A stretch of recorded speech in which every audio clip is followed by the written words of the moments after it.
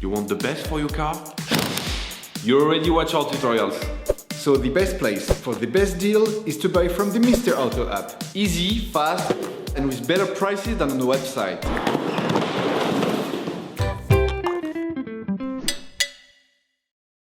You will find the bulk tie rod ends used in the video exclusively on the Mr. Auto website and through the link in the description.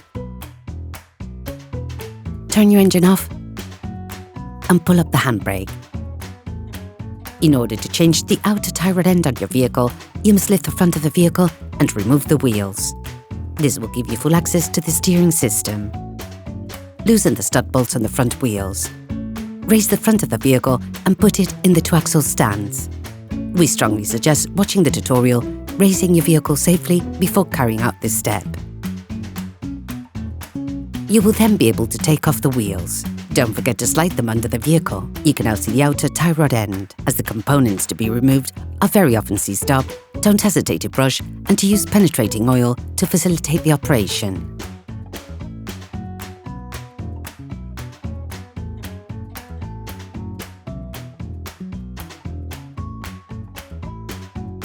With a marker, trace a line between the axle joint and the tie rod end. It will help later during the disassembly and reassembly process. Using a 24mm spanner, release the holding nut on the tie rod end. It is there to stop any form of rotation of the two pieces towards each other, as this could have an impact on the geometric settings of your vehicle.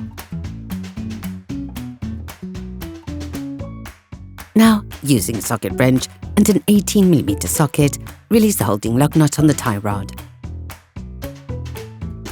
If you don't have a ball joint puller, take a hammer and hit the lug nut hard just at the end of the threading. The ball joint should move away from the pivot.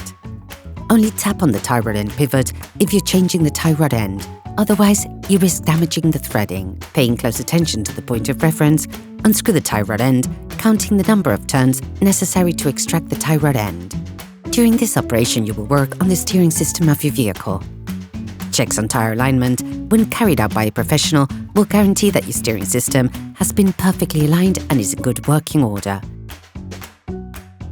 Hi, it's Theo from UseTool. I hope this video has helped you a lot in your car maintenance. We would be super grateful if you could spread the word so that we can produce even more tutorials. Simply give us a like, a comment, and hit that subscribe button. It really helps us boost the channel and help the whole community. Thanks a lot and have a great one. Using calipers, measure the distance between the lug nut and the end of the tie rod axle joint.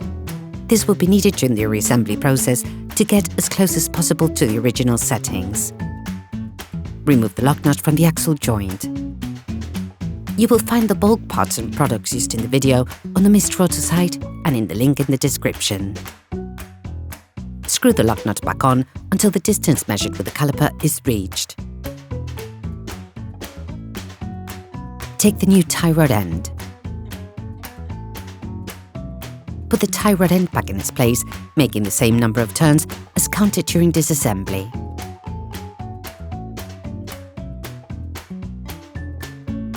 Put the tie rod end into the pivot.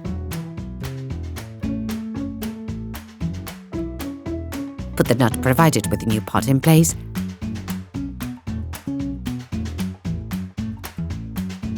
and tighten it using a socket wrench. Finish off the tightening with a torque wrench. Screw the lug nut onto the tie rod end on the side of the tie rod axle joint. Then you will be able to put the wheels back on your vehicle. During this operation, you will work on the steering system of your vehicle. Checks on tyre alignment, when carried out by a professional, will guarantee that your steering system has been perfectly aligned and is in good working order. Put your vehicle back on the ground before properly fixing the wheels in place. Operation completed. Hi, it's Theo from UseTool. I hope this video has helped you a lot in your car maintenance. We would be super grateful if you could spread the word so that we can produce even more tutorials. Simply give us a like, a comment, and hit that subscribe button. It really helps us boost the channel and help the whole community. Thanks a lot and have a great one.